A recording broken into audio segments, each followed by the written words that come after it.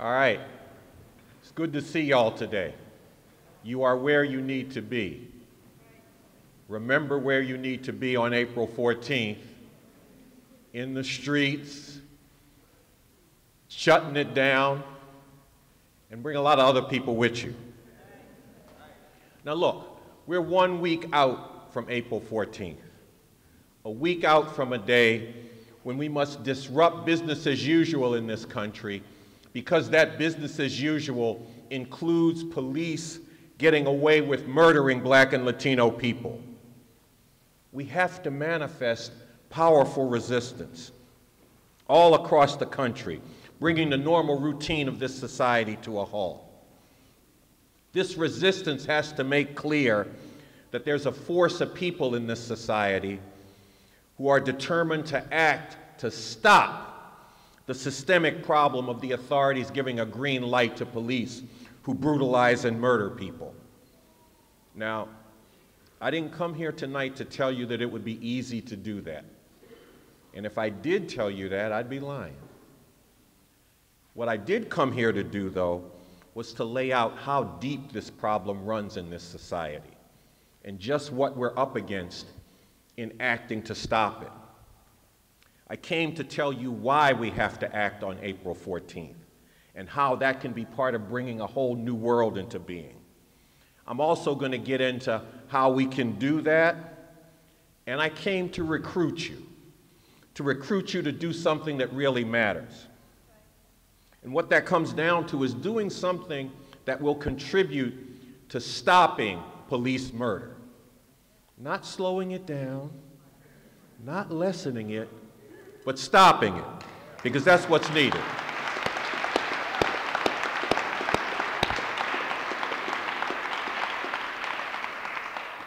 Now, you all saw some of the parents up here just now.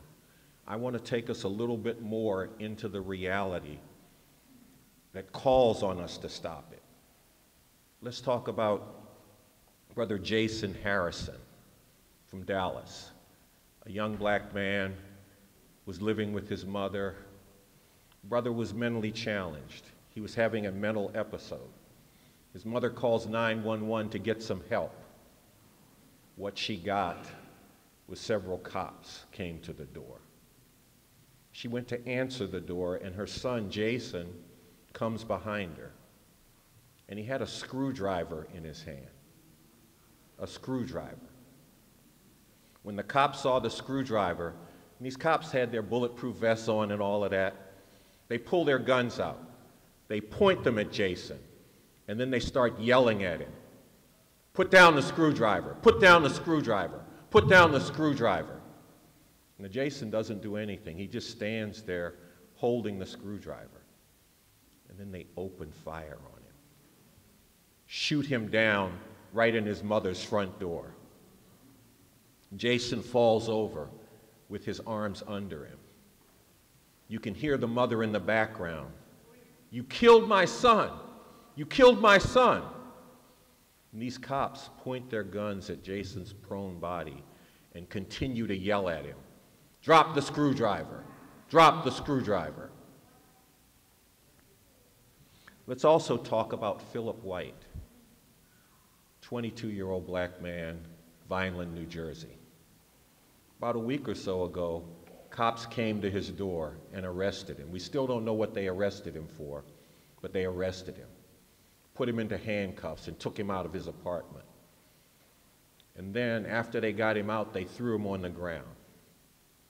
And then they began to savagely brutalize him. They beat Philip. They kicked Philip. They stomped Philip. Then one of the pigs went to the car, the police car, and got a police dog and sicked the dog on Philip. The dog bit Philip in the face and along his body.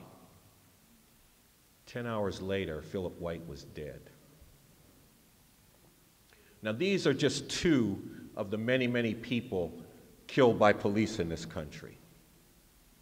In just the first 85 days of this year, 78 unarmed people were killed by the police. And that's just the unarmed people. If we look at the month of March, police in this country killed 115 people, and that's just in March alone. This poster makes real and concrete how widespread this problem is. And we need to make use of this poster everywhere we can in the days leading up to April 14, to enlist people in joining in with us in disrupting business as usual. And we need to use it on April 14th to make people confront the reality that we're dealing with and to challenge them that they got to get out there and join us in doing something about it. And to give people who are in the streets a sense that we are right when we go out to stop business as usual. Now look, it's bad enough that the police kill the people that they're supposed to protect and serve. On top of that, the whole system goes into motion to get the killer cops off when they do kill people. Their fellow cops maintain a blue wall of silence, or they tell lies to try to cover up these murderous deeds that these cops have done. The district attorneys quickly pronounce these killings as justifiable homicide, or they convene a grand jury and lead it to conclude that these killer cops committed no crimes. Now, in the very few cases, and it's really very few, where a cop gets charged for killing people, the charges never match up to what they actually did. And in these cases where they get charged, the DAs just forget how to prosecute, and the killer cops get off. But see, let's not leave out the media either, because they get in on this. They take the police story and put it out there like it's the absolute truth, including when the cops kill somebody, if they can find even a hint of a criminal record, then that gets put out in the media. Even when the person was doing absolutely nothing wrong when the cops killed them, they still want to get that hint out there that, well, this must have been a criminal. See, that's bad, that's horrible, but it doesn't stop there. It doesn't stop with the killings and the killer cops getting off. The cops and the whole criminal injustice system in this country mistreats and abuses the loved ones of those they kill. Look, and I don't have time to get into all of the details because I could tell you a whole lot about this, but let me just touch on a few things. When the cops killed Ramarley Graham up in the Bronx in his mother's house in front of his grandmother and his younger brother, after they killed him, they took his grandmother into custody, took her down to the police station, and interrogated the sister for hours. Her lawyer came down, demanded to see his client. They refused to let him go in until they were finished interrogating her and finally realized they wasn't going to get nothing out of her to try to justify what they had done. That was horrible. In Detroit a few years ago, police murdered 7-year-old Ayanna Stanley Jones. They threw a grenade into the house. They broke into the wrong house to start with, threw a grenade in, and then a cop fired a bullet, shot her through the head. After they killed this little girl, they arrested her grandmother and tried to blame her for the little girl's death. Juanita knows this because she went up there with me to Detroit right after this happened, because we had to be up there with those people. Now look, I know a lot of y'all saw the video of the cops in Cleveland who murdered 12-year-old Tamir Rice. Well, there was a longer video. And in that longer video, after they murder him, you see a young woman rush out. That's Tamir's sister, running to try to comfort her brother. The cops tackle her to the ground, take her into custody and put her in the back of the police car, leaving Tamir there bleeding out, dying on the ground. And then later, Tamir's mother comes, wanting to comfort her son, afraid that he was dying. They threatened to arrest his mother, made her get out of there, and would not let her go to see her dying son. Think about the inhumanity of a system whose enforcers do things like this again and again and again. And look, the way the police get away with murdering Black and Latino people, that's bad in its own right. But it's also a concentration of an overall program of suppression that has a genocidal thrust. It's the way this system holds down Black and Latino people today, and it's a continuation of the savage oppression that this system has enforced on Black people since the very first Africans were dragged to these shores in slave chains. This is the ugly truth of what goes down in this country.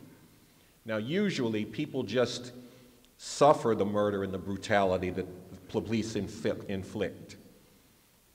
Too many people accept the lies that the people who were killed by the police deserve what they got. Other people get the message that there's nothing that we can do about it, that the system is too powerful, so we might as well just shut up and accept it. But when Darren Wilson murdered Michael Brown in Ferguson, society was forced to confront the truth. And they were forced to confront the truth because people in Ferguson stood up, took to the streets, and stayed in the streets.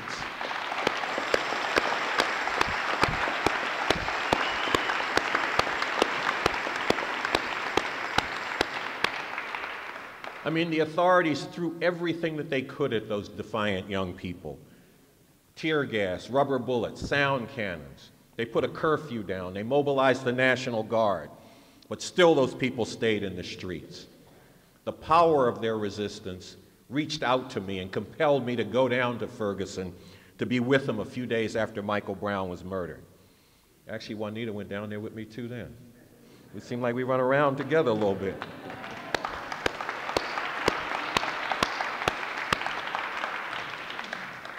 See, now these days, you hear these talking heads in the media saying, well, you know, the protests in Ferguson, they were marred by violence.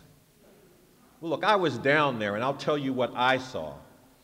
I saw defiant young people who refused to suffer this brutality and murder any longer in silence.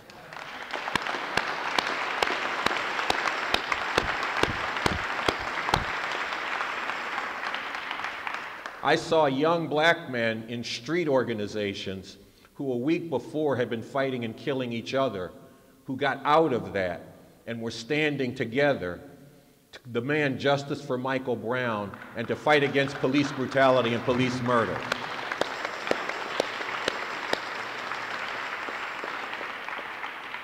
And I met people who welcomed me and other people who came down to Ferguson to be on the front lines of this fight with them. Give it up, it deserves it. No, because the power of what people did in Ferguson reached out to the whole country and inspired others to act. And then this got taken to an even higher level when the grand juries refused to indict the cops who murdered Eric Garner and Michael Brown. People poured into the streets all across the country, blocking highways, blocking bridges, blocking tunnels. Several thousand folks up in Minnesota went into the Mall of the Americas. It's supposed to be the biggest mall in the country. Well, that day, it was the most shut down mall in the country, because folks was like, this is all that's happening here. Black Lives Matter is what's happening here. All of that happened and more. And look, that's just some ideas on what might need to happen on the 14th. See, look, it was inspiring to see these people from different backgrounds standing together in this, to see Black people, white people, Latinos, Asians out in the streets together saying Black Lives Matter.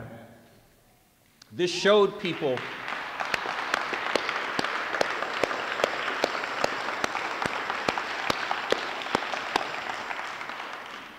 who've been messed over by this system forever, that if they stood up, others could be won to join them in resistance.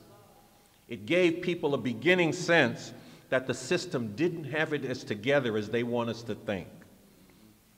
that maybe we could do something about the attacks that they bring down on us, that maybe we didn't have to live this way.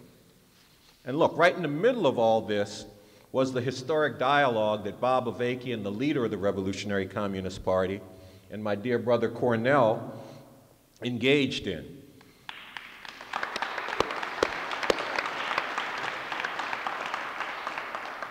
The theme of this dialogue was revolution and religion, the fight for emancipation and the role of religion. And it gave people a deeper sense of how a different way for people to live could be brought into being. And look, people can check this dialogue out, right? Well, don't do it right now. After the thing is over, you can go up on the website, revcom.us, because we put that dialogue and a film of it up online. Now, all of this, the powerful resistance and the swirl of revolutionary ideas, it was like a door got cracked open, and people could see a glimmer of hope that things could be different. Well, the system came back at this. They came back with arrests. They came back with heavy charges. And they came back with lie on top of lie. I want to take one lie, one big lie that they told. And that's the lie that Michael Brown caused his own death, that it was his fault that he got murdered. See, now this is a lie that Darren Wilson, the murdering pig who killed Michael Brown, he's the one who told this lie, but the whole system has embraced it and is pushing it in our faces. You damn right it is. I mean, look, they tell us that Michael Brown didn't have his hands up. They tell us that he attacked Wilson and that Wilson had no choice but to kill him in self-defense. Now, when they tell us this, they're trying to give us a bigger message. And that message is that this whole movement of resistance to police getting away with murder is based on a lie. Well, that's not true, sisters and brothers. Mike Brown was just walking down the street when Wilson accosted him. Wilson pulled his gun out. Mike Brown ran to get away. Then he turned around, and yes, he put his hands up, and Wilson gunned him down. Now, some people will say, now, wait a minute, Carl, you wasn't there. How do you know he had his hands up? I know he had his hands up because I saw right after they killed him, there was a whole bunch of people there who saw it. And they said, the brother had his hands up when he got shot. There was even two white guys who just happened to be working in the neighborhood. And there's a video of them watching it, and then they go, oh, he had his hands up when the cop shot him. All of those folks said that.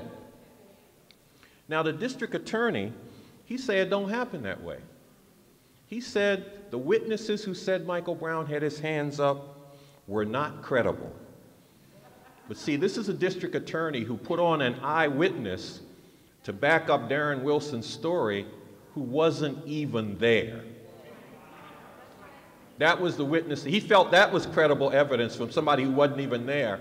But all of those folk who were there, they weren't credible because they weren't saying what he wanted them to say. See, now, Eric Holder and the Department of Justice embraced this whole lie and tried to shove it down our throats. Now, see, this is important because Holder came down to Ferguson actually shortly after I did, like he was going to be some kind of savior.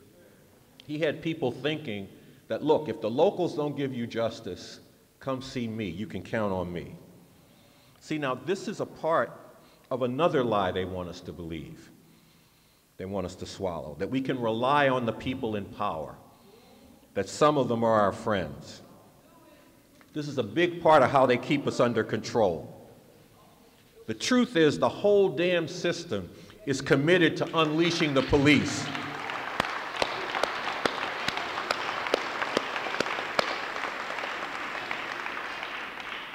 When they swagger through our neighborhoods like an occupying army, the whole system is behind them.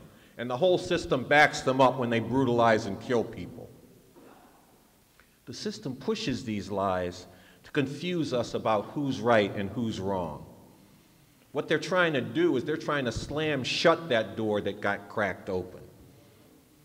They're trying to double lock it. They want to close it so tight that we could never rise up again. And we cannot let that happen, sisters and brothers.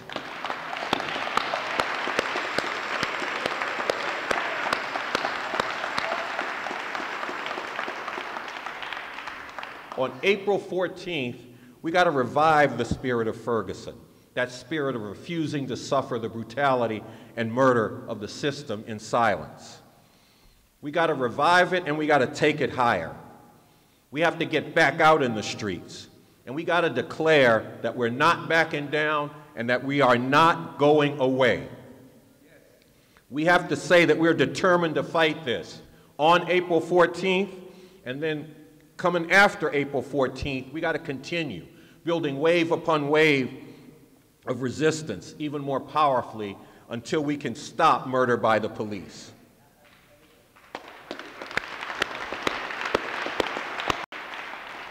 We need to push the truth back out there, and we got to put ourselves on the line as we do it. We can use these posters in doing that, taking them into the streets, out on the campus if we're in school, into your neighborhoods.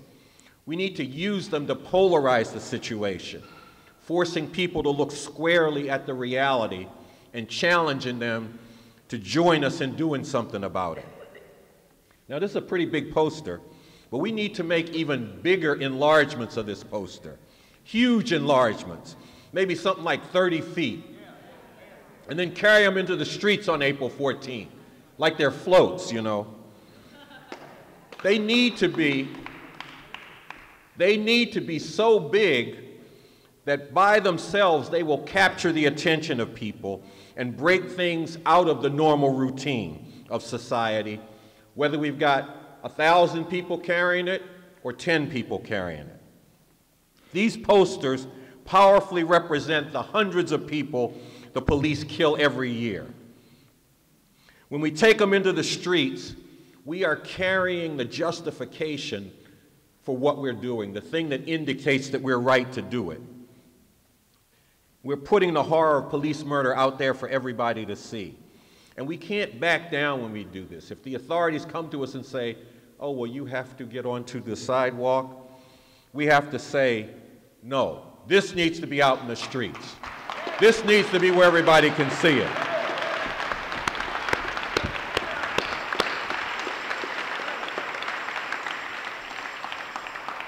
Okay, and then leading up to April 14th and this next week, these posters have got to be everywhere. You know, they should be big. They don't need to be as big as the 30-foot one that I'm talking about, but they should be big enough to attract attention. When you do that, because I just came back from LA, we were at UCLA, we were at UC Riverside on Stolen Lives Days, riveted people's attention. People wanted copies of the poster. They wanted to take pictures of themselves in front of it and to tweet it and put it on social media. We need to be doing this for this next week, and we need to be recruiting the people whose attention is riveted by this poster to act with us on April 14th to stop these horrors. People need to go to the website of the network, the Stop Mass Incarceration Network that Cornell and I co-founded. That's stopmassincarceration.net. And we need to be working to drive people to that website. And we also should be working to drive people to the website of the Revolutionary Communist Party, revcom.us. Everybody needs to be going to these sites, finding out what's going on, getting a fuller perspective of what's behind what's happening, and getting organized and organizing others. People need to send in photos, reports, stories, and vines to these sites, and we'll post them up so that people can get a sense of a growing nationwide movement of resistance. In this way, we'll be making a huge move against police getting away with murder and against mass incarceration, and also a move towards the transformation of all of society. We can do this, sisters and brothers. A whole lot of people want to see something done to stop the way the system gives a green light to killer cops. It's right beneath the surface, and then sometimes it bubbles over, comes out in the open for people to see. You saw it in Madison, Wisconsin. I actually saw it personally, but you could see it in the videos up on the Stop Mass Incarceration Network site, when hundreds of high school students took to the streets last month after police in Madison, Wisconsin killed a young black man named Tony Robinson. You can see it, you saw it on April 1st when people in the San Francisco area took over an immigration office.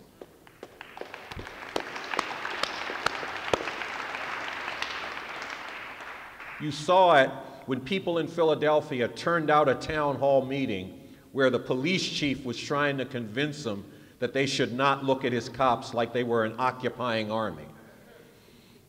And you see it in the response of students at college campuses like Duke and Oklahoma, where racist outrages have gone down. Now look, I want to just say something serious to everybody here tonight and everybody who's watching on the live stream. It's good that you're doing that. You're showing something. You're showing a certain understanding of things. But I have to tell you, it's not enough to feel like something should be done about it, but not to act to do it.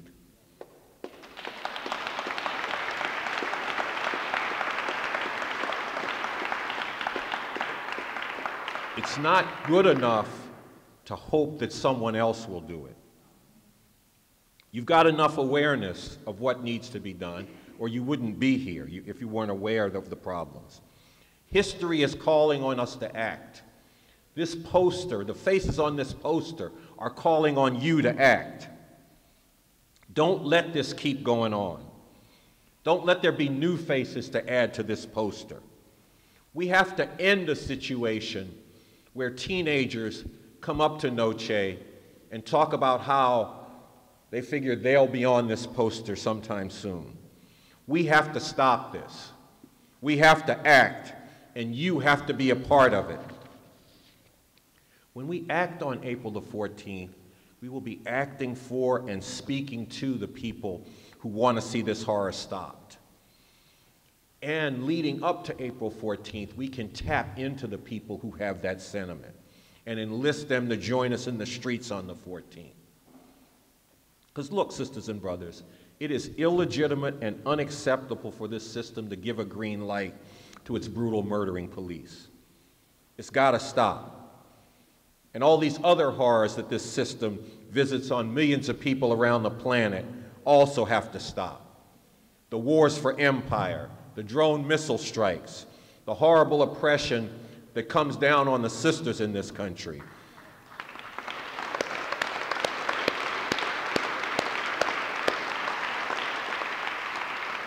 Also, what's done to lesbian, gay, and transgender people.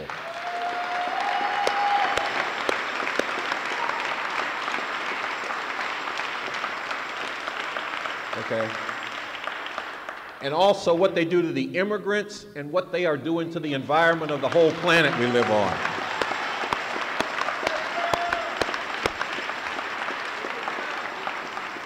All of this can be stopped. We do not have to live like this. And when we stand up, it lets us begin to see the truth of that. And it builds up our strength and our organization and understanding, and it gets us ready for the day when we could end all of this stuff for real and for good. All these horrors can be stopped, and it will take a revolution to do it.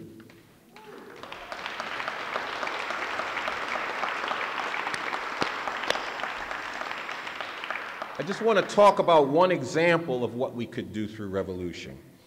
Bob Avakian, the leader of the Revolutionary Communist Party, who I told you about a little bit earlier, spoke to this in Basics, commenting on the 1998 police killing of Tyisha Miller, a 19-year-old black woman in Riverside, California, who was like unconscious in a car. Her family called the police. She had had a seizure. The cops came and they fired 23 shots into the car, hitting Tyisha 12 times and killing her. This is what Bob Avakian had to say about this. If you can't handle this situation differently than this, then get the F out of the way. Not only out of the way of this situation, but get off the earth.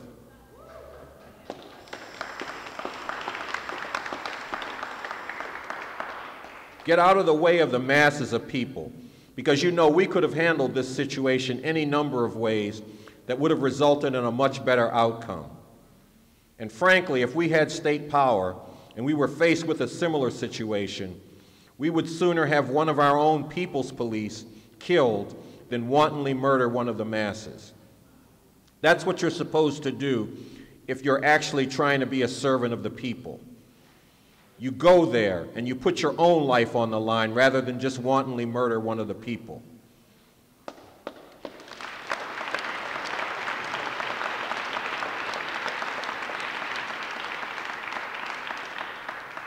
F all this serve and protect BS. If they were there to serve and protect, they would have found any way but the way they did it to handle this scene.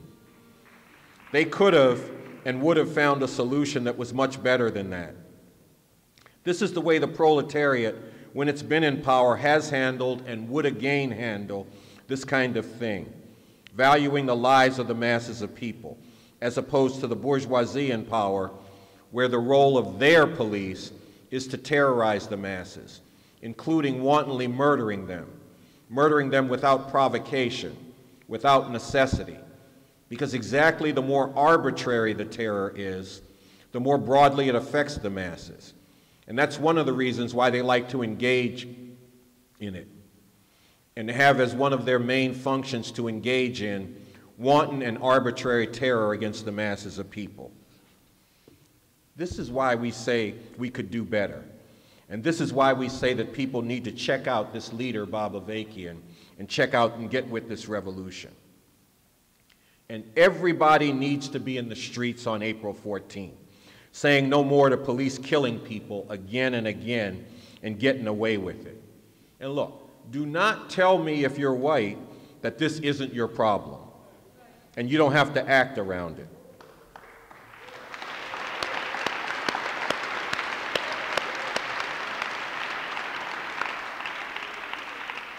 Because what I'll tell you is that we need a lot more white people like Cindy Sheehan doing what she did.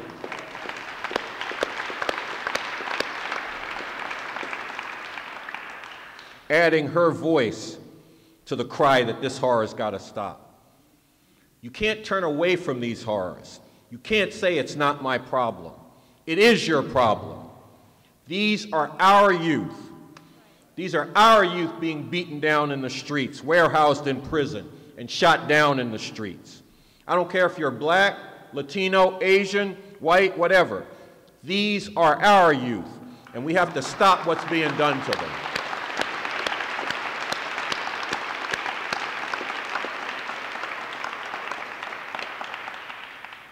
Everybody needs to join the outpourings into the street on April 14th.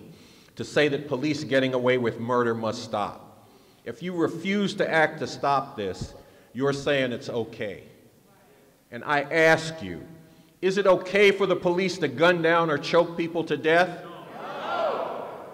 Is it okay for politicians to excuse and justify these killings by talking about cops being heroes who have a tough job? No. Is it okay for the system's media to swallow and then spit out the lies that police cook up to try to cover their murderous deeds? No. Okay, if you mean that, then you got to put yourselves on the line on April 14th.